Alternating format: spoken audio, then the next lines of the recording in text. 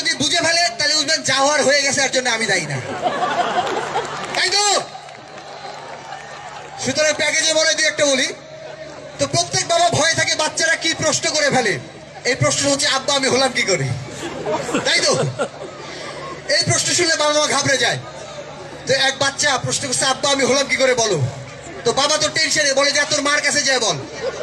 তো বাচ্চা যে মাকে বলছে মা সত্যি করে বলো আমি কেমনে হলাম। তো ওর মা বুদ্ধি খাটে বলছে বাবা একটা পরী এসে তোকে দিয়ে গেছে। কয় আব্বা পরীও ছাড়ি নাই। Thank you thank you. আপনারা এই হাসিটা না দিলে আমাকে নিষেধ করবে। লাস্ট একটা বলি,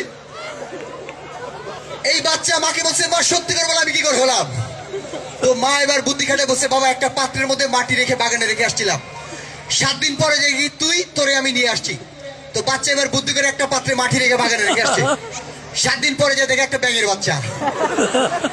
তো বলছে সারা ব্যাগ রে ব্যাগ, তোরে তো এই চাক্কু দেখে আমি মেরেই ফেলতাম, মারলাম না কারণ সম্পর্কে তুই আমার ভাই হইস। আচ্ছা আমি শেষ করবো, জাস্ট চলে যাবো, যাওয়ার আগে শুধু একটা বলি, আপনাদের এখানে এসে আমার খুবই ভালো লেগেছে। আমি আর্মিতে জয়েন করার জন্য, ডিফেন্সে, আমি নেভিতে, তারপর এয়ারফোর্সে চাকরি করার জন্য আমি চেষ্টা করেছিলাম।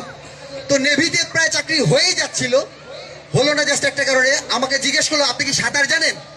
আমি বললাম কেন আপনাদের কি জাহাজ নাই। আমার আসলে ডিফেন্সে আর্মিতে চাকরি করার যোগ্যতা আমারই আছে বুঝছেন। কারণ আমি কেমন সাহসী বলি, আমার এলাকার সবচেয়ে লম্বা গাছের মাথায় একদিন আমি উঠছিলাম, তারপর জ্ঞান ফিরে দেখি হাসপাতালে।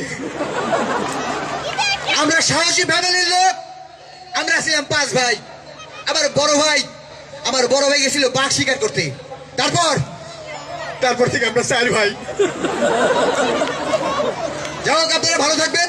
লাস্ট একটা বলি, আপনাদের এখানে যখন প্রথম আসলাম, আসতেই দেখি সবাই স্যালুট দিচ্ছে আমাকে। আমি গাড়িতে করে আসলাম, স্যালুট দিচ্ছে, খুব খুশি হলাম যে আমি মিরাক্কেলের আবু হেনা রনি, সবাই আমাকে চিনতে পেরেছে। এবং আপনাদের মাঝে আসলাম, আপনারা তো সশস্ত্র বাহিনী, আপনারা স্যালুট দিচ্ছিলেন, খুব খুশি হলাম। গাড়ি থেকে নামার পর ভাবলাম যে সবাই হয়তো গাড়ির মধ্যে আমাকে দেখতে পারেনি, আরেকটু পপুলার আমি একটা যাচাই করি। তারপরে এই চারদিক দিয়ে আমি ঘোরাফেরা করলাম, কেউ দেখি আমার পোষেও না, টাকাও খেয়াল করে না। তারপরে যে জ্ঞানটা হলো সেটা হলো ভাই আপনাদের গাড়ির যে সম্মান আছে সেটা আমার নাই। তারপর থেকে আমি সিঙ্গেল আর ঘুরিনি, এরপর ঘুরলে ভাই গাড়ির মধ্যে করে ঘুরবো ভাই, ওই গাড়িতে ঢুকলেই। ওকে লাস্ট শুধু একটা কথা বলে যাবো, সেটা হচ্ছে টিভিতে আমাকে দেখে অনেক বয়স্ক লাগে তাই তো, সামনাসামনি দেখে আমাকে বাচ্চা লাগতেছে তাই না। আচ্ছা আমি রিসেন্ট বলি, আমি ডিফেন্সে আসলে আপনারা যারা সরকারি চাকরি করেন আপনারা অনেক সৌভাগ্যবান। কারণ যারা ডিফেন্সে চাকরি করে এদের সুবিধা কি জানেন, বিয়ের ক্ষেত্রে ছেলে সরকারি চাকরি করে, আরে বাবা বড় মেয়েরে তো বিয়ে দিছে, কয় বাবা জায়গা খালি আছে গাড়িতে আরেকটা নিয়ে দাও। আমার ক্ষেত্রে কি সমস্যা জানেন, আমি তো কমেডি করি, মজা করি। তো আমি একটা মেয়ের জন্য মেয়েকে বিয়ে করবো ঠিকঠাক করলাম, তো পরে শুনি মেয়ে নাকি সাঁতার শিখতেছে। তো আমি জিজ্ঞেস করলাম সাঁতার শিখে কেন, কয় বাবা তোমার কাছে মেয়ে দেওয়া মানে তো মেয়ে জলে ফেলাই দেওয়া, তাই সাঁতার শিখে পাঠাচ্ছি। লাস্ট একটা লাইন শেয়ার করে যাই, সেটা হচ্ছে টিভিতে আমাকে বড় লাগে বাচ্চা হবে, আমার বয়স কম। এটার জন্য আসলে মূলত আমি দায়ী না, সরি, এটার জন্য দায়ী মূলত আমার বাবা, উনি আসলে বিয়ে করতে একটু দেরি করে ফেলছেন। আরেকটা বিষয়, উনি যে সময় বিয়ে করেছেন সঠিক ডিসিশন নিলে আমার বয়স বেশি হতো, আপনাদের সমান হতো। আরেকটা দেরি হওয়ার কারণ হচ্ছে আমার আব্বা অনেক লাজুক ছিল।